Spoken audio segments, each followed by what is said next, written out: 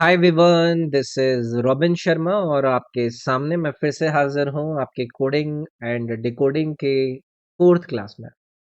पिछली क्लास में मैंने आप लोगों से लेटर कोडिंग को स्टार्ट किया था, जिसका पहला क्लास कुछ 4-5 टाइप के कॉन्सेप्ट्स के साथ मैंने आप लोगों के सामने रखा था। और इस क्लास में मैं लेटर कोडिंग के बाकी के जो कॉन्सेप्ट्स बनते हैं उनको आपके सामने रखूंगा, और बाकी की जितनी भी कोडिंग रिलेटेड बातें बनती हैं उनको भी मैं आपके सामने रखूंगा। तो ये वर्बल रीजनिंग के कोडिंग डिकोडिंग टॉपिक की फोर्थ और लास्ट क्लास होगी। तो चलिए फिर डिस्कस करते हैं। तो आज की क्लास में लेटर कोडिंग का हम एक और कॉन्सेप्ट डिस्कस करेंगे, जिस कॉन्सेप्ट पर जो बेस्ड सवाल आपके पूछे जाते हैं वो है questions based on vowels concept. तो मैं यहाँ पर लिख देता हूँ questions based on vowels concept. तो आप लोग मुझसे पूछोगे कि सर जी, सवाल लीजिए और सवाल के थ्रू हमें समझाइए कि वॉवल्स कॉन्सेप्ट पर बेस्ड कौन से ऐसे सवाल हैं जो कि लेटर कोडिंग से हमसे पूछे जाते हैं। तो चलिए मैं एक एग्जाम्पल पिक कर लेता हूं और इसके जरिए आपको समझाऊंगा कि ये कॉन्सेप्ट आपसे किस तरीके की बातें करता है। तो एक शब्द ले लेता है, वो शब्द रहेगा हमारा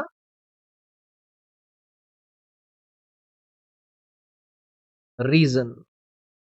तो आपसे सवाल पूछा जाएगा कि भाई एक सर्टेन कोडिंग लैंग्वेज के अंदर अगर इस रीजन शब्द को कोड करके लिखा जाता है T C Y U M P, तो बताइए सेम कॉन्सेप्ट पर आधारित एक शब्द सर्टेन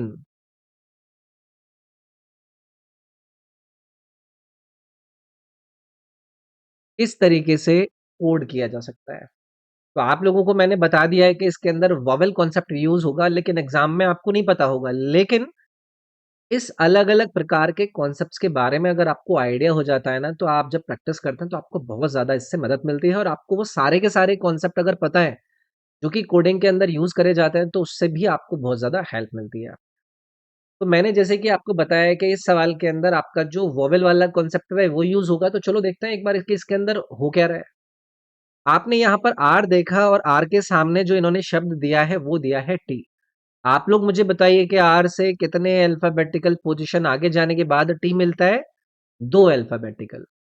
फिर आपको यहाँ पर जो लेटर नजर आया वो नजर आया ई, जो कि क्या है? एक वोवेल है। जब वोवेल लेटर को आपने देखा तो उसके सामने जो इन्होंने शब्द लिखा है वो लिखा है सी, यानी कि जो लेटर लिखा है वो लिखा है सी। तो ये कैसे मिलता है? जब आप अल्फाबेटिकल पोजीशन में 2 स्टेप पीछे चले जाते हैं। फिर उसके बाद यहाँ पर भी एक वोवेल लिखा गया है। इस वोवेल के आगे जो शब्द है वो कब मिलता है? जब आप 2 अल्फाबेटिकल पोजीशन पीछे जाते हैं। फिर आपको एस दिया गया है, जो कि एक वोवेल नहीं है, और इसको कोड किया है इन्होंने यू से, और ये मिलता है 2 अल्फाबेटिकल पोजीशन आगे जाने के बाद। फिर यहाँ पर एक और वोवेल, इस वोवेल से जब आप 2 स्टेप पीछे जाएंगे तो आपको एम मिलेगा, और एन जो कि एक कॉन्सोनेंट है उससे 2 स्टेप जाने पर आगे आपको पी मिलता है। तो आपको ये समझ में आ गया कि इस दिए गए शब्द के अंदर जो वॉवेल्स हैं, वो वॉवेल्स से जो इन्होंने शब्द कोड किया है वो अल्फाबेटिकल पोजीशन 2 पीछे गया है, और बाकी के जितने भी लेटर्स हैं उससे आप 2 अल्फाबेटिकल पोजीशन आगे की तरफ गए हैं। इसी तरीके से आपको यहाँ पर जो इन्होंने कोड दिया है, कौन सा? सर्टेन। सर्टेन, ठीक है। तो सर्टेन के अंदर देखिए कि आपका कौन कौन सा लेटर वॉवेल है और कौन कौन सा लेटर आपका कॉन्सोनेंट है। ई यहाँ पर क्या है? वॉवेल है। ए यहाँ पर क्या है? वॉवेल है। आई यहाँ पर क्या है? वॉवेल है। तो सबसे पहले वॉवेल्स से रिलेटेड तो आपको -2 करना पड़ेगा। तो आप लोग बताइए कि ई से 2 अल्फाबेटिकल पीछे जाने पर, यानी कि -2 जाने पर आपको क्या मिलता है? सी। ए से 2 अल्फाबेटिकल पीछे जाने पर आपको क्या मिलता है? वाई। और आई से 2 अल्फाबेटिकल पीछे जाने पर आपको मिलता है जी। बाकी का सी पे आप 2 अल्फाबेटिकल आगे जाएंगे तो वो आ जाएगा आपका ई। आर के बाद +2 करेंगे तो टी। टी के बाद +2 करेंगे तो टी के बाद +2 करेंगे तो बी, और उसके बाद एन के बाद जब आप +2 करते हैं तो आपको मिलता है। तो इस तरीके से यहाँ पर उन्होंने कोडिंग करी थी जिसमें कि आपको वॉवेल्स कॉन्सेप्ट एग्जाम में मिल सकता है। समझ गए? इस पर आधारित हम एक और सवाल कर लेते हैं और आपको बेटर फील होगा क्योंकि 2-3 सवाल हो जाते हैं एग्जाम्पल के तौर पे तो थोड़ी-सी और क्लैरिटी आती है। तो चलो एक और सवाल हम लेते हैं। सवाल, एक शब्द ले लेते हैं हॉकी, HOCKEY। तो सवाल आपको दिया गया कि एक सर्टेन कोडिंग लैंग्वेज में इस हॉकी शब्द को कोड करके लिखा जाता है JUD। अब देखो, आपको नहीं पता है कि अभी इसके अंदर कौन सा कोड यूज किया है, लेकिन फिर भी अभी क्योंकि मैं आपको बता रहा हूं तो थोड़ी सी क्लैरिटी मिल रही होगी, लेकिन पेपर में नहीं पता है, इसलिए आपको हर तरीके कॉन्सेप्ट पता होने चाहिए। ठीक है? तो ये आपसे पूछते हैं कि अगर हॉकी को आप इस कोड में लिखते हैं तो बताइए कि शब्द है बैडमिंटन।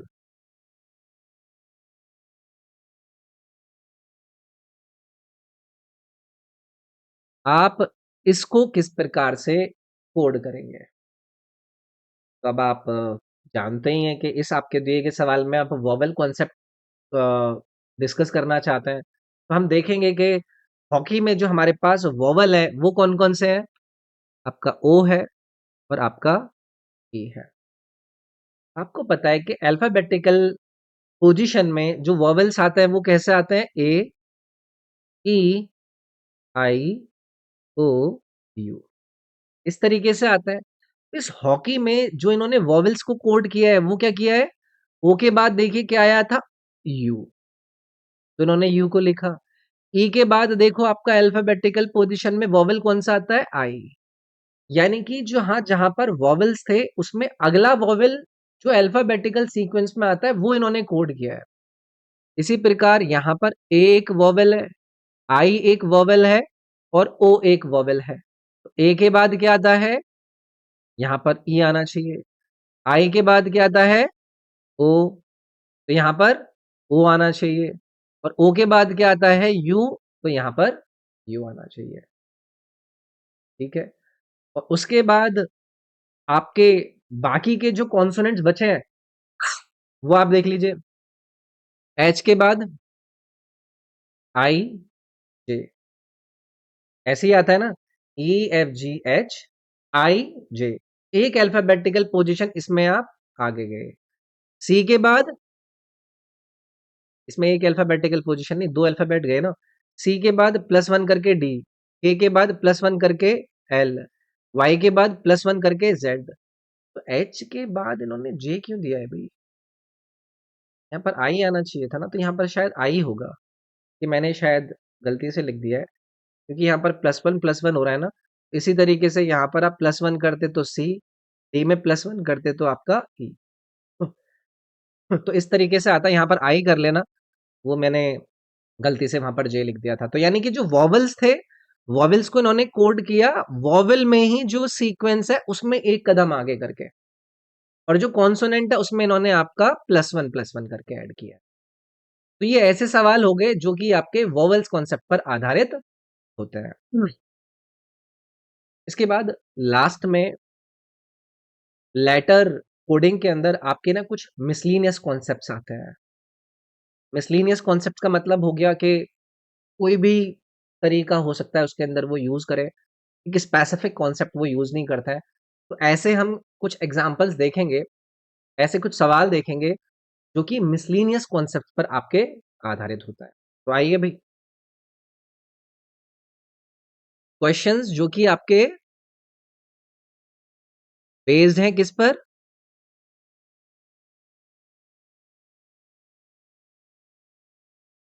मिसलिनियस कॉन्सेप्ट्स पर। ये बहुत ज्यादा इंपॉर्टेंट होता है। ठीक है? और ये ANEOUS होगा। ठीक है? तो एक एक करके सवाल के तौर पर ही मैं इनको समझाऊंगा कि मिसलिनियस टॉपिक मतलब इसमें कुछ भी पूछ सकता है वो। ठीक है? तो एक एग्जांपल मैं आपके लिए लेता हूँ और पॉज करके आप भी आंसर करना चाहें तो आप भी आंसर कीजिएगा।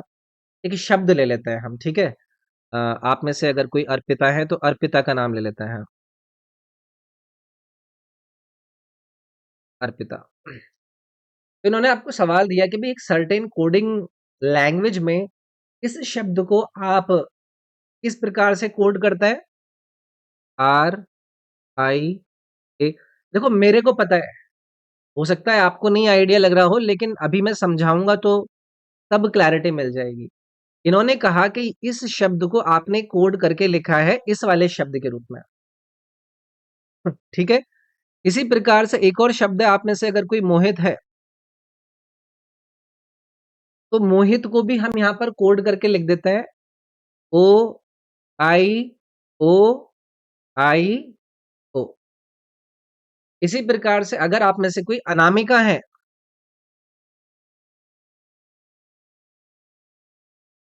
तो बताइए कि अनामिका से जो आप कोड करके शब्द निकालेंगे वो शब्द क्या होगा?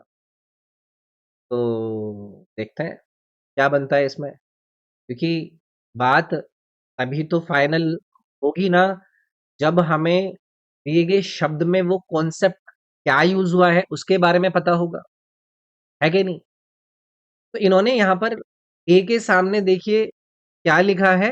आर। आर के सामने इन्होंने आई असाइन किया है, पी के सामने इन्होंने ए असाइन किया है, फिर आई के सामने आर असाइन किया है, फिर टी के सामने आई और फिर ए के सामने ए। मतलब आप आइडिया नहीं लगा पा रहे कि यार कोशिश क्या करी जा रही है। ठीक है? तो ये वाला जो आर है, इस आर को इन्होंने यहां पर लिख लिया। ठीक है? ये जो आई है इसको इन्होंने यहां लिख लिया, और ये जो यहां पर ए है उसको इन्होंने यहां पर लिख दिया, और फिर इसी शब्द को इन्होंने क्या करा दिया? रिपीट करा दिया। इसमें एज सच कोई कॉन्सेप्ट यूज नहीं हुआ है, बस एक मिसलिनियस तरीके से इन्होंने कोडिंग सेट कर दी है। इसी तरीके से मोहित शब्द में सेकंड वाला जो लेटर है उसको इन्होंने पहले वाले लेटर में लिख लिया, जो फोर्थ लेटर है उसको सेकंड लेटर बना दिया, और फिर उसी को रिपीट कर दिया ओ और आई के रूप में। ठीक है? अब यहां पर तो देखो 1 2 3 4 5 6 लेटर थे, तो सेकंड फोर्थ और सिक्स लेटर को इन्होंने एक एक पेयर में बनाकर सेट कर दिया। मोहित में क्योंकि 5 लेटर थे तो सेकंड और फोर को ही सिर्फ इन्होंने क्या करा? रिपीट किया। अब आ जाइए आप अनामिका पर।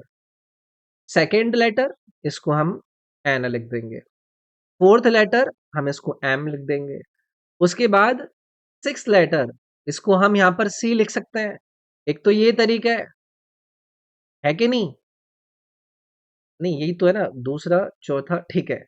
ये सी आ गया, तो आपके क्योंकि ये सेकंड पर है, ये फोर्थ पर है और ये सिक्स पर, तो इसी को आप रिपीट कर दीजिए, एन एम सी, और फिर आपका एन आ जाएगा। यानी कि इस तरीके से आपका ये तरीका बन जाता है। एज सच इसमें कोई कॉन्सेप्ट यूज नहीं हुआ है, लेकिन उन्होंने जिस तरीके से कोड किया है वो तो हमें निकालना है ना। इसको हम मिसलिनियस टॉपिक के अंदर डाल देते हैं कि उस तरीके का इन्होंने कोई यहाँ पर फंडा यूज नहीं किया है जिसको आप एक कॉन्सेप्ट का नाम दे सकें। लेकिन ये भी तरीके होते हैं जो कि आपके एग्जाम में आप लोगों से पूछे जा सकते हैं। समझ गए?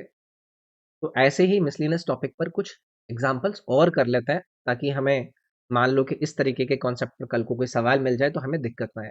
तो चलो एक और मैं आप लोगों के साथ यहाँ पर सवाल डिस्कस करूंगा। एग्जाम्पल के तौर पे आप एक शब्द लिखेंगे दी, टी एच ई। बोलते हैं आपसे कि भैया एक सर्टेन लैंग्वेज में इस शब्द को आप कोड कर रहे हैं S U G I T और एफ में। ठीक है? यानी कि 3 लेटर के शब्द को इन्होंने 6 लेटर के शब्द में कोड करके लिख दिया। तो ये आपसे पूछ रहे हैं कि बताइए वर्क शब्द को आप किस प्रकार से कोड करके लिखेंगे? अब आप लोग मुझे बताइए, ये टी लेटर आपके सामने है, इस टी से जब आप एक अल्फाबेट पीछे जाते हैं या फिर एक अल्फाबेट आगे आता है, पीछे जाने पर आपको एस मिलेगा और आगे आने पर आपको यू मिलेगा। तो टी से कोड करके एक पीछे एस और एक आगे इन्होंने यू दे दिया। इसी तरीके से इस एच से आप एक अल्फाबेट पीछे जाएंगे तो आपको जी मिलेगा, और एक अल्फाबेट आगे आएंगे तो आपको आई मिलेगा। इसी तरीके से इस ई से एक अल्फाबेट पीछे जाएंगे तो आपको डी मिलेगा, और एक अल्फाबेट आगे आएंगे तो आपको एफ मिलेगा। तो वैसा ही कुछ आपको इस वर्क के अंदर अप्लाई करना है। तो आप मुझे बताइए कि डब्ल्यू के एक अल्फाबेट पीछे आने पर वी, और आगे आने पर एक्स। ओ के एक अल्फाबेट पीछे आने पर एन, और आगे आने पर पी। आर के एक अल्फाबेट पीछे आने पर क्यू, और आगे आने पर एस। के एक अल्फाबेट आगे आने पर और पीछे आने पर क्या आता है आपका जे। और इस तरीके से इन्होंने आपके सामने इस सवाल के अंदर कोडिंग करके दी थी। तो एज सच कोई कोड इन्होंने यूज किया नहीं किया, लेकिन फिर भी सवाल आपका बना दिया। तो इसी को हम डाल देते हैं आपके मिसलीनियस कॉन्सेप्ट की कैटेगरी के अंदर। समझ रहे हो? इसको हमने कोई कैटेगरी नहीं दी है, लेकिन फिर भी इन्होंने सवाल बना दिया ना।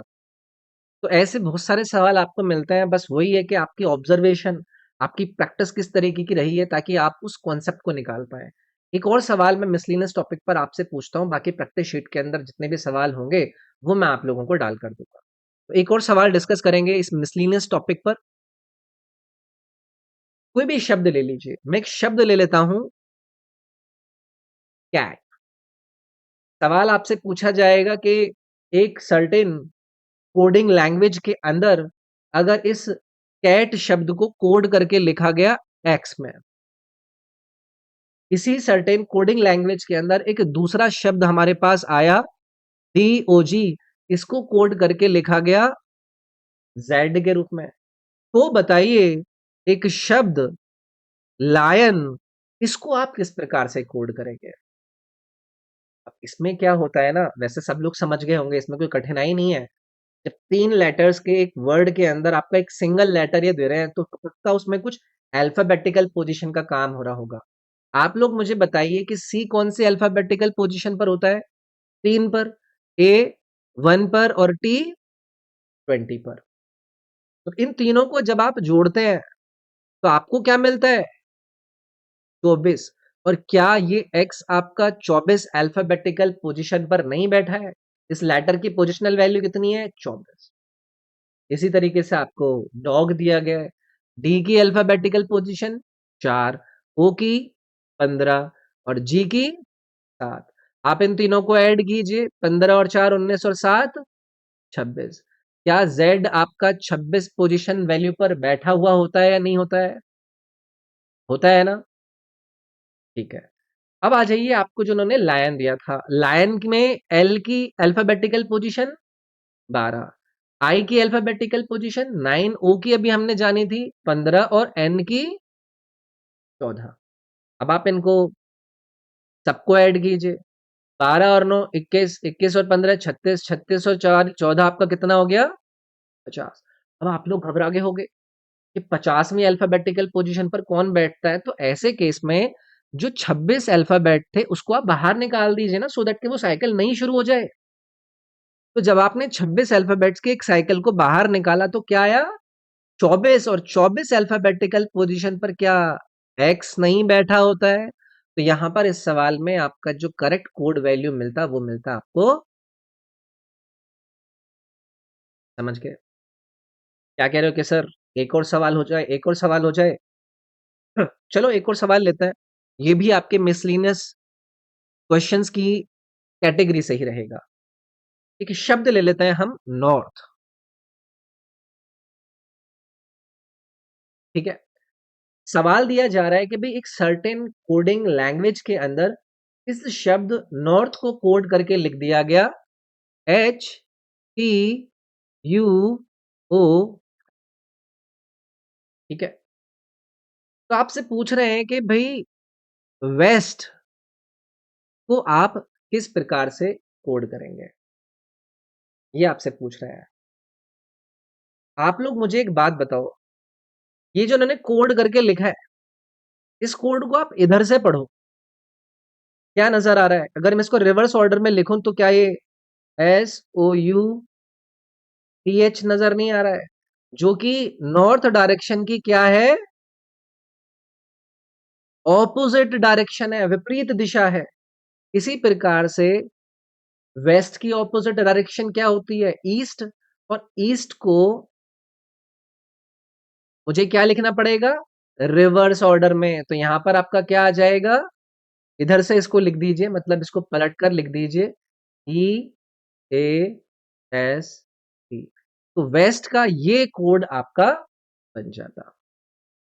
तो इस तरीके से यार ये मतलब मिसलिनियस कॉन्सेप्ट के अंदर आपसे कुछ भी घुमाकर पूछ सकते हैं, बस आपके ऊपर है कि उस कॉन्सेप्ट को आप किस तरीके से कॉम्प्रिहेंड कर पाते हैं, उस कोडिंग को किस तरीके से कॉम्प्रिहेंड कर पाते हैं।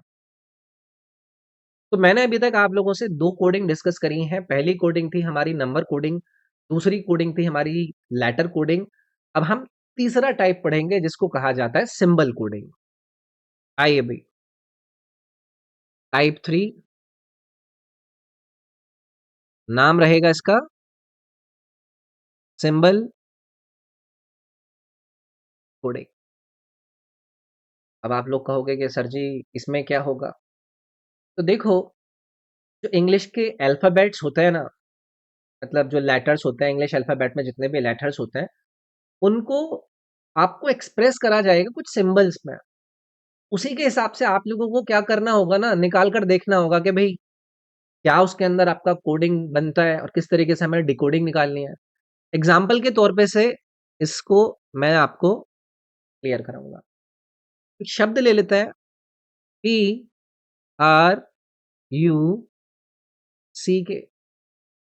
इसको इन्होंने कुछ सिंबल्स में कोड करके लिखा। जैसे कि यहां पर आ गया आपका अल्फाबेट, यहां पर आ गया आपका हैश। अब देखो ये अल्फाबेट के नाम क्या है, इनको क्या कहा जाता है वो जरूरी नहीं है। बस आप ये देख लो कि जिस शब्द को ये सिंबल कर रहे हैं उससे आपकी बात बन जाए। ठीक है, इसको हम डॉलर लिख देते हैं, इसको हम परसेंटेज से लिख लेते हैं, और इसको हम एंड से कोड कर देते हैं। तो ट्रक को आपको इस सिंबल से कोड किया गया। तो ये पूछ रहे हैं कि बताइए कि भाई CUT को किस प्रकार से आप कोड करेंगे। भाई टी को इन्होंने ये कोड दे दिया, आर को ये दे दिया, यू को ये, सी को ये, के को ये। तो सी का जो कोड है वो परसेंटेज का साइन है, यू का जो कोड है वो डॉलर वाला साइन है, और टी का जो कोड था वो आपका एट द रेट। तो यही हो जाता भी आपका इसका कोडिंग, इसी को कह देते हैं आपकी सिंबल कोडिंग। लेकिन जरूरी नहीं है कि इतने आसानी सवाल दिए जाएं। ये तो एक शब्द से इन्होंने असाइन कर दिए थे। कभी कभी ये 3-4 वर्ड के सिंबल्स असाइन करके दे देते हैं, तो उसमें आपको कॉमन कॉमन ढूंढना होता है। जैसे कि एग्जाम्पल देखते हैं, इधर आइए, एक शब्द पिक करिए, ऑरेंज, ORANG।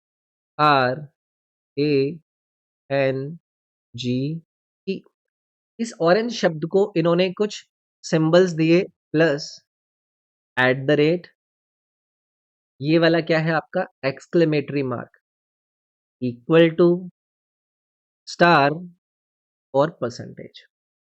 ठीक है, इसी तरीके से एक शब्द है हॉल्ट।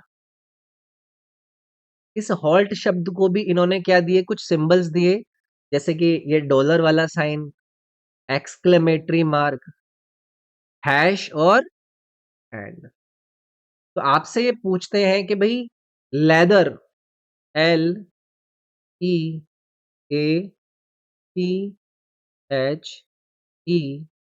का जो कोड बनेगा वो किस प्रकार से बनेगा।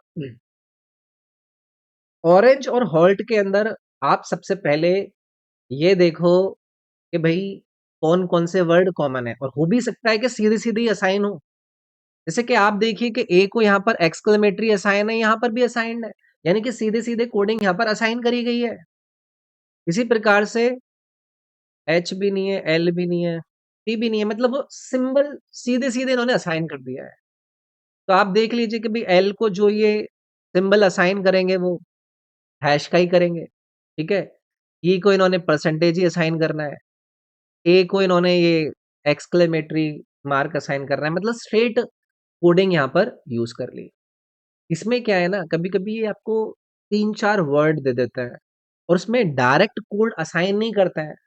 उसमें थोड़ा-सा घुमाकर ही असाइन कर देता है, जिसमें आपको देखना होता है कि कौन से वर्ड में कौन-सा सिंबल आपका कॉमन है और उस हिसाब से आपको ढूँढना होता है। जैसे मैंने आपको नंबर कोडिंग के अंदर भी बताया था, तो इसको कहा जाता है भी आपका सिंबल कोडिंग। ठीक है? इसके बाद आएगा आपका टाइप 4। आइए भई, टाइप 4 इसको कहा जाता है अल्फा न्यूमेरिक कोडिंग। अब आप मेरे से ऐसे मत पूछने लगना कि सर इसके अंदर टाइप नहीं है ना, नहीं। जो नंबर कोडिंग और लेटर कोडिंग होता है ना, उसके अंदर बहुत सारे टाइप होता है। ये अपने आप में एक टाइप है और इसके अंदर उतनी ज़्यादा आपको टाइप्स देखने के लिए नहीं मिलता है। तो अल्फा न्यूमेरिक कोडिंग में क्या होगा?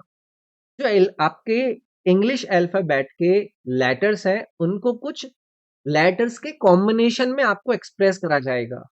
कुछ नंबर्स के कॉम्बिनेशन में आपको एक्सप्रेस किया जाएगा या फिर उनको हो सकता है कि कुछ स्पेशल सिंबल्स दे दिए जाएँ और उसके बाद आप लोगों से वो करवा लेंगे कि भैया बताइए कि दिए गए शब्द में आप कैसे करेंगे कोडिंग। जैसे कि एग्ज़ाम्पल पिक कर लेते हैं। एग्ज़ाम्पल में हम क्या करते हैं, आज एक मैच हुआ है इंडिया और ऑस्ट्रेलिया का। हो सकता है ये वीडियो आप बाद में देख रहे हो तो आपको आइडिया ना हो। जिस दिन मैं ये वीडियो रिकॉर्ड कर रहा हूँ उस दिन इंडिया ऑस्ट्रेलिया का चौथा टेस्ट मैच हुआ था एमसीजी में, जिसको हम कहते हैं मेलबर्न। ठीक है, तो मैं यहाँ पर मेलबर्न लिखता हूँ।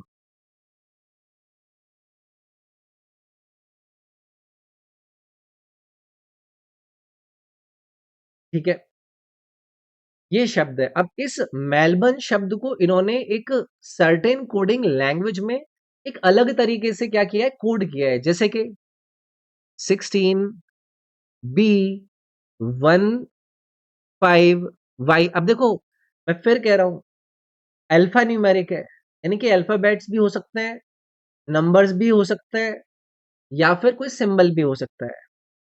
तो यहां पर मैंने क्या लिखा, 16 बी 15 वाई 18 आर 21 के।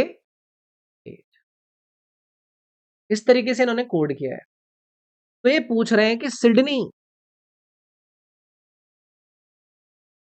जहां पर इंडिया और ऑस्ट्रेलिया का 5वां टेस्ट मैच खेला जाने वाला है, उसको आप किस तरीके से कोड करेंगे? आप लोग मुझे एक बात बताओ, एम की अल्फाबेटिकल पोजीशन सभी को रटी हुई होगी 13।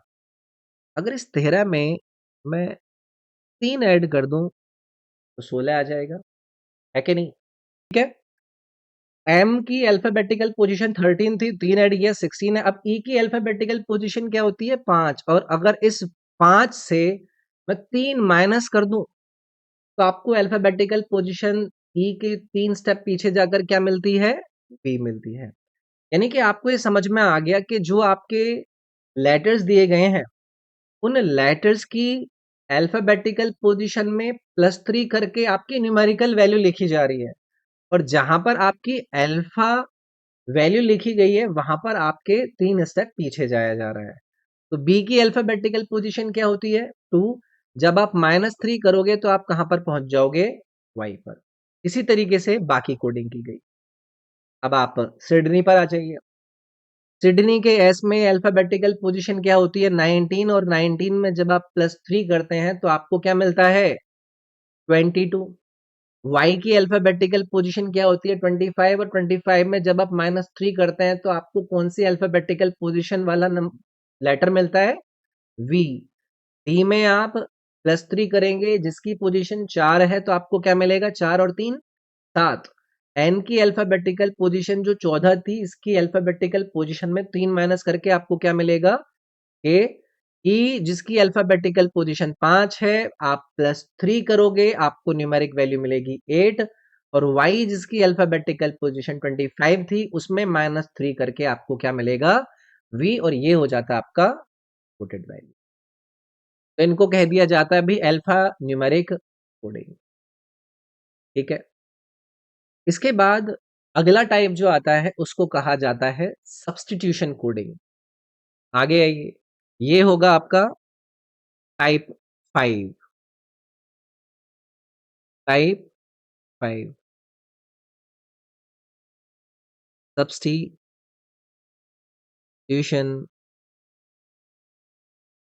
कोडिंग।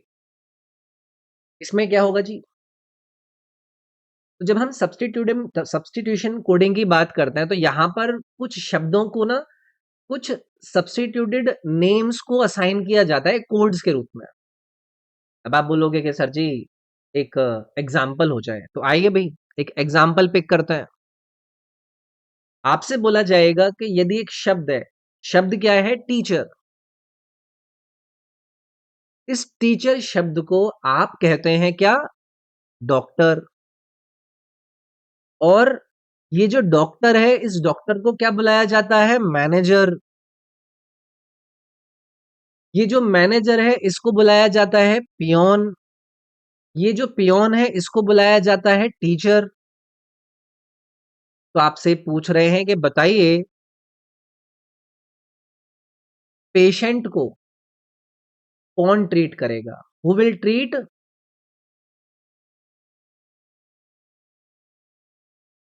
पेशेंट?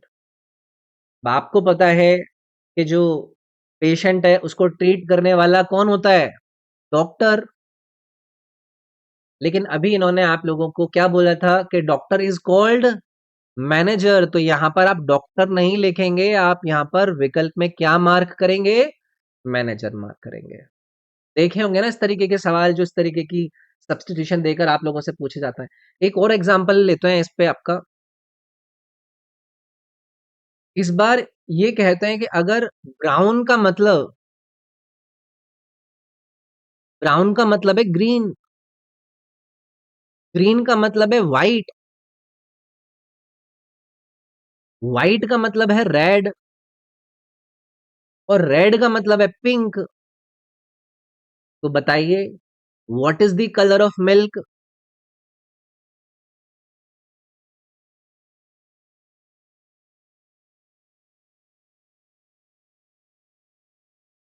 तो आप लोग कहोगे कि सर जी हमें पता है कि जो मिल्क का कलर होता है वो क्या होता है? वो होता है व्हाइट। लेकिन अभी हमें ऊपर बोला गया था कि व्हाइट मीन्स व्हाट? भाई आप लोग मुझे बताइए कि आपके जो मिल्क होता है उसका कलर होता है व्हाइट, लेकिन सवाल के अनुसार क्या था? Green means white. इन्होंने इस बार क्या दिया था ना? Brown means green, green means white, white means red. जबकि जो पीछे था ना वहां पर ऐसे था कि teacher is called as doctor, doctor is called manager. तो यहाँ पर कॉल्ड यानी कि आप आगे की तरफ जा रहे हैं, लेकिन यहाँ पर मैंने दिया है कि brown means green, white means red, और ग्रीन मीन्स व्हाइट। तो जब मीन्स वाला वर्ड आ जाए ना तो आप पीछे की तरफ जाता है। तो व्हाइट किससे आपका कोडिंग करता है? यानी कि व्हाइट का मतलब क्या है? ग्रीन मीन्स व्हाइट था ना, और जब आपको पता है कि ग्रीन मीन्स व्हाइट यहाँ पर है तो व्हाइट को आप किससे सब्स्टिट्यूट कर देंगे यहाँ पर? ग्रीन से। तो जब मीन्स दिया जाए तो आप पीछे की तरफ जाएंगे, जब कोल्ड दिया जाए तो आप फॉरवर्ड की तरफ जाएंगे। ये दोनों बातें याद रख लीजिएगा। मैं यहाँ पर लिख देता हूं, जब कोल्ड वाली बात आए तो आप फॉरवर्ड वाला पिक करेंगे, और जब आपका मीन्स दिया जाए तो आप पीछे वाला वर्ड पिक करेंगे। ये दो बातें आप याद रखिएगा आपके सब्स्टिट्यूशन कोडिंग के अंदर। समझ गए? इसके बाद नेक्स्ट टाइप जो आता है उसे कहा जाता है सेंटेंस कोडिंग। ये आपका कौन सा टाइप है? टाइप 6। और इसे कहा जाता है सेंटेंस कोडिंग। प्रैक्टिस शीट जरूर ले लीजिएगा। ये जो वीडियोस वाला फोल्डर है आपके ऐप पर, अगर आप इसे यूट्यूब पर देख रहे हैं तो आपको मेरे ऐप पर जाना है। ऐप का नाम आपको पता होगा, EDU 24। वहां पर आप लोगों को कोर्स दिखेगा, कंप्लीट कोर्स ऑन रीजनिंग। उससे जब आप ओपन करके उसमें जाएंगे तो सारी चीजें फोल्डर वाइज आपको मिल जाएंगी। यानी कि अगर आपको यूट्यूब पर ये वीडियो भी मिल रही है तो इस क्लास की जो PDF है उसका लिंक भी मैं वीडियो में डलवा दूंगा, जो कि आपको ऐप पर ले जाएगा, और ऐप पर आप लोग अपनी इस क्लास की प्रैक्टिस शीट को एक्सेस कर सकता है। अगला टाइप है भाई आपका सेंटेंस कोडिंग। तो सेंटेंस कोडिंग में क्या होगा ना, कुछ मैसेजेस दिए होंगे और वो मैसेजेस कोडिंग लैंग्वेज में होंगे, कोडेड लैंग्वेज में होंगे, और एक शब्द का ना एक पर्टिकुलर कोड होगा। तो आपको ये देखना होगा कि किस शब्द का कौन सा कोड है और उसी हिसाब से आपको अपने उस सवाल को आंसर करना होगा। तो एक एग्जाम्पल पिक करना पड़ेगा। आइए भाई, आपको बोला गया कि भाई एक सर्टेन लैंग्वेज के अंदर mango is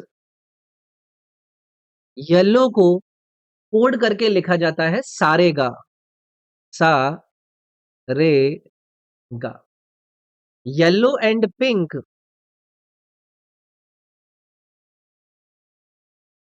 yellow and pink को कोड करके लिखा गया माता रे, माता रे। Ball is pink, ball is pink को लिखकर मतलब कोड किया गया मापासा, मा पा सा। तो ये पूछ रहे हैं कि बताइए कि एंड शब्द का कोड क्या रहेगा। अब इसमें तीन स्टेटमेंट दिए गए हैं, तीनों स्टेटमेंट में तीन तीन वर्ड है, उन हर वर्ड को एक अलग कोड असाइन है। तो ऐसे सवालों में आपको देखना होता है कॉमन वाले कौन कौन से हैं। आप देखिए यहां पर ये येलो लिखा हुआ है, यहां पर ये येलो लिखा हुआ है, और यही दोनों सिर्फ कॉमन है। तो अगर मैं इस येलो को इस तरीके से सर्कल मतलब स्क्वायर कर दूं, एक रेक्टेंगल बना दूं, तो दूसरी तरफ देखिए कि कौन कौन से ऐसे दो आपके कोडेड वैल्यू है जो कि आपको कॉमन नजर आ रहे हैं।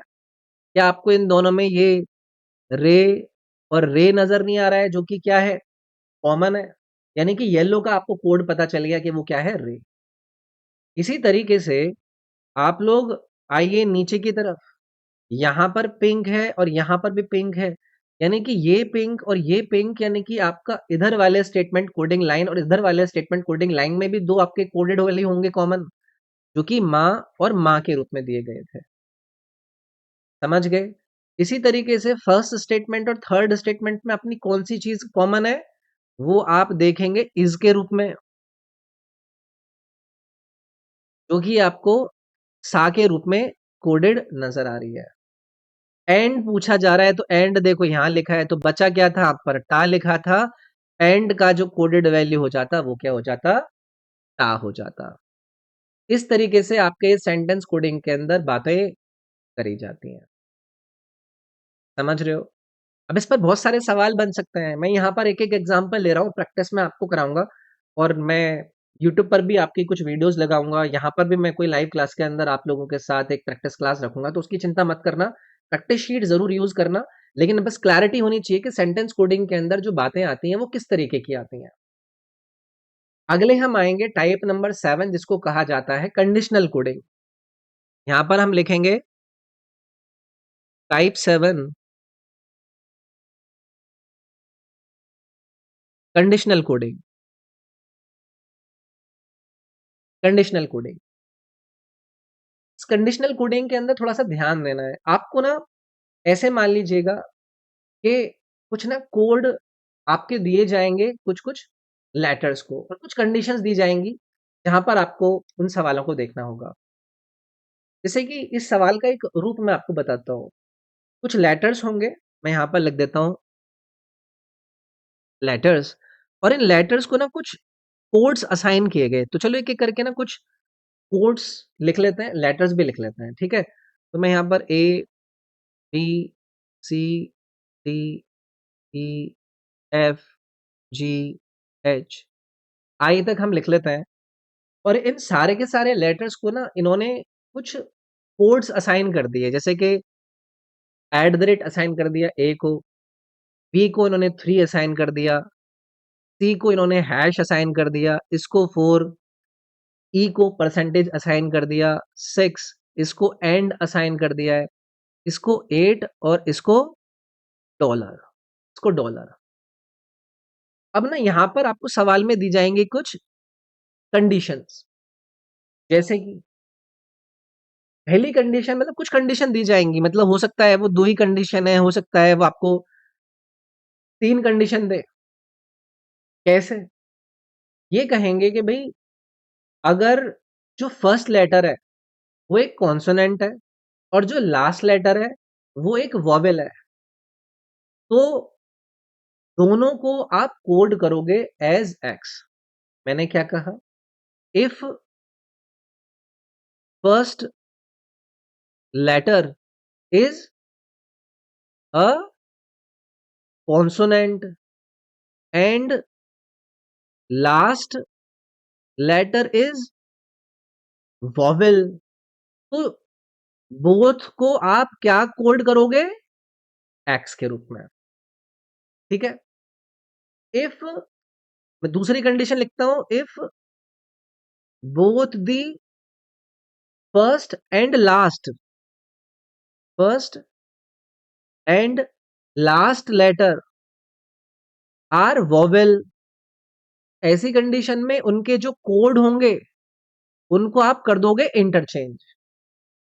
तीसरी condition, if first is vowel and last is consonant, then जो दोनों हैं उनको आप क्या करोगे? जो फर्स्ट का कोड है, ऐसी कंडीशन दे देंगे, मतलब कुछ भी कंडीशन दे देंगे और फिर उसके बाद आपसे सवाल पूछेंगे। जैसे कि पहला सवाल ये बोलेंगे कि भाई जी एफ डी ए ई का क्या कोड होगा? तो पहले आपको क्या करना है? कंडीशन देखनी है। आप इसमें पहला लेटर देखिए वो क्या है? कॉन्सोनेंट। और लास्ट देखिए वो क्या है? वॉवेल। तो आपको इन्होंने क्या बोला था?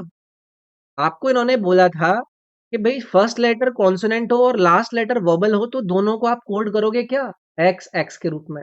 यानी कि जी को भी आप क्या कोड करोगे? एक्स, और ई को भी क्या कोड करोगे आप? समझ गए बात को? बाकी का क्या है? F D A. तो आप लोग मुझे बताओ कि एफ की कोडिंग यहां पर क्या लिखी थी? 6। डी की कोडिंग क्या लिखी है? 4। और ए की कोडिंग क्या लिखी थी? At the rate.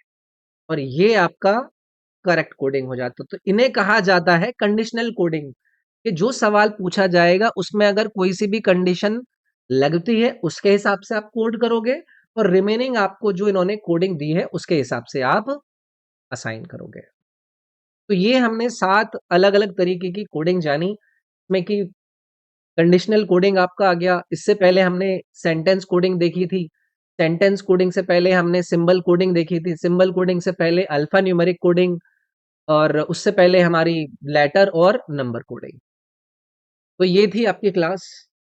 पहला टॉपिक वर्बल रीजनिंग का कोडिंग डिकोडिंग खत्म होता है। प्रैक्टिस शीट लोड करा दूंगा ऐप पर। इस वीडियो के डिस्क्रिप्शन में भी मैं आपका एक लिंक लगवा दूंगा, जिससे कि उस प्रैक्टिस शीट को आप लोग पिक कर लोगे और उस पे जाकर आप प्रैक्टिस कर लोगे। बाकी वीडियो को लाइक करेंगे, ऐप को फॉलो करेंगे। कोर्स को अगर आप परचेज करना चाहते हैं, अपने किसी फ्रेंड को सजेस्ट करना चाहते हैं तो वो भी कर सकते हैं। पर्सनली मुझसे कनेक्ट करने के लिए ये मेरे इंस्टाग्राम का यूज़र नेम है, रॉबिन SIRG। इस पर आप लोग मुझे मैसेज कर सकते हैं। मिलता हूँ आपसे अगली क्लास में। Thank you.